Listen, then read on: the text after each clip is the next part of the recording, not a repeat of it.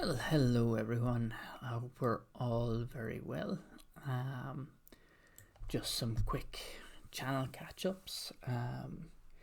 Ken from Ion Radio visited and delivered me lovely gifts from Adepticon, where if you do watch, if you are interested in Armada, definitely check out their Gen Con coverage. He also delivered me a lovely Madcat mug, and he got to spend some time with the Sub-Admiral Harmony.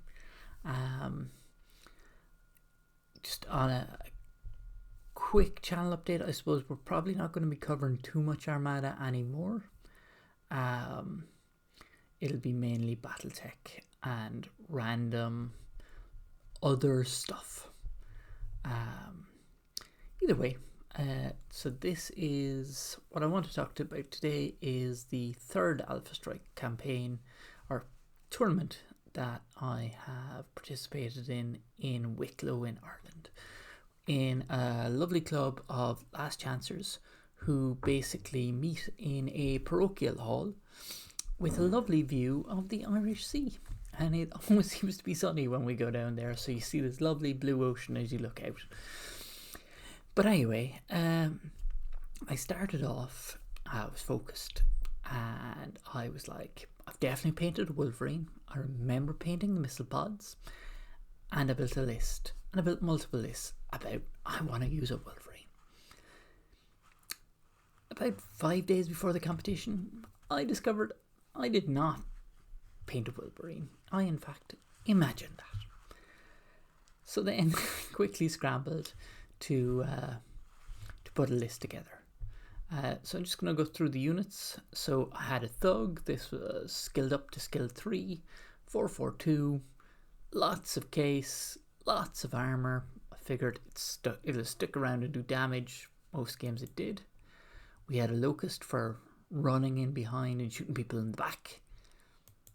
We had 2 Manticores, skill 4, turrets. So basically, if something runs around behind everyone else, there's always a turret that can at least take a pot shot. A Hunchback at skill 3. Again, 5 damage at short range. Cheap enough energy, so it's not going to explode. Jenner, because this is a combine list, and I was like, oh, I should take the combine mech. A cavalry attack helicopter. This is the miniature, is not a cavalry attack helicopter, but I don't have one of those. And then the other reason why this was a curator, why this list was made is the Kamazuki assault battle armor, because they look so cool, and I have the actual miniatures as pictured here. Yeah. And a Panther, because it's another curated mech. And a Sentinel, because I like the paint job that I made on this, along with a Battlemaster, so that was another kind of assault who'd hit. And then we had a Distraction Victor. So the idea was he'd get in, he's skill 5, he's cheap, he'd jump around, people will shoot at him, then the actual assaults who can hit stuff show up, and the tanks, and that would do the job. Now, there's a number of problems with this list. Firstly, the Jenner, Cavalry, and the Kamazuchi I never used. And the maths doesn't really add up to have an easy list to include anything that isn't the Sentinel or the Panther. Because the Jenner is actually too expensive to fit in with all the assaults and heavies. So I just ended up taking the same list pretty much with, like, I think I swapped a Locust in for the Sentinel at one point. To go like way down in points. But yeah, we'll go through the rounds. But this is the thing, I don't think the list was very well constructed. I didn't really think about the objectives too much. I was like, I have 3 assaults and 2 big tanks. They can sit, on objectives, and I can just play the objective game and it will be fine. So the first round, I'm up against Wolf Empire. we've got the nice die here of King of the Hill. And basically he had a Massacari, a Marauder, a Linebacker. He had Gnome Battle Armor in a Bandit Hovercraft. He had a Ammo Truck, and he had a Locust. So he kind of advanced in cover. I have a lot of heavy guys, so I took the Hunchback, the Battlemaster, the Thug, the Victor, and the 2 Manticores, and I sprinted a couple of those. So I sprinted the Sentinel and 2 of the Assaults, and then moved everyone up just in case he ran a hovercraft. I wanted to be able to shoot, but he was kind of cautiously advancing to cover, and I was like not cautiously hoping my armor would save me, because I had a lot of chunky boys, and like the Massacari scared me, but the rest not so much. There were some plinking back and forth, and I think either this round or this round, no, it was the second round, so there's a little bit of shooting happened there. The Sentinel got blowed up, and the Ammo Truck, or sorry, that was an APC, I think both of them bit it this round, and the Linebacker took movement hit.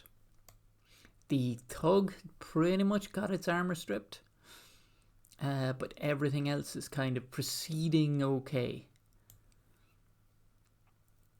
So I think we're jumped a little bit ahead. So round 4, this is round 5. I don't think I have round 4, but round 4 we had the Thug just outside the circle, and basically the Battlemaster and the Victor in the circle. So what I was hoping was they'd shoot at the circle mechs and leave the Thug alive. No, my opponent eliminated the Thug, eliminated the Victor in one go. However, I eliminated the Linebacker, the Ammo Truck, which had stepped into the circle, and the Marauder, all in one turn. The Hovercraft was up causing trouble, the Gnome was causing trouble, I was taking it. And then we were left with this.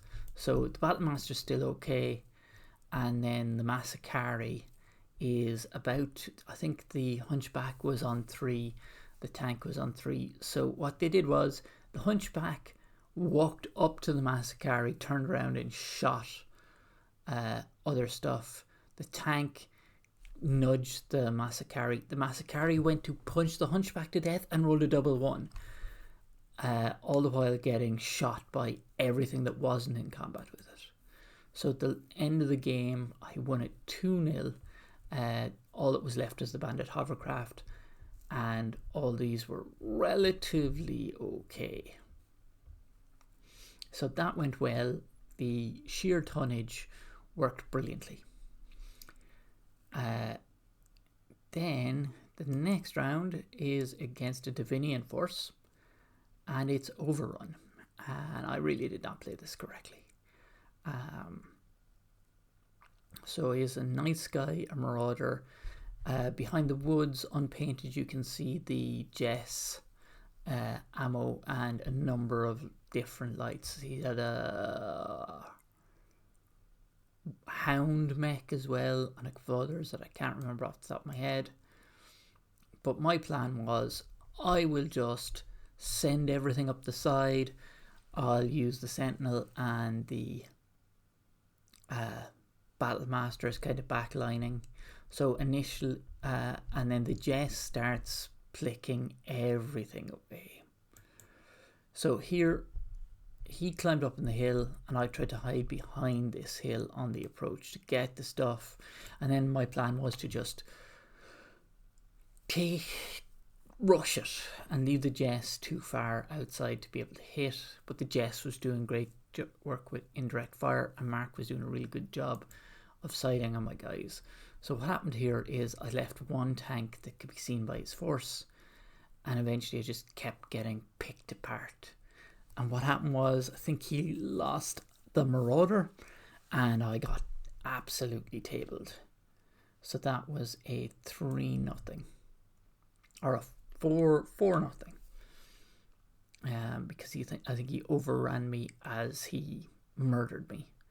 But yeah, I think I tried something where it was just a mass charge, and I would have been better off spreading out. And also, I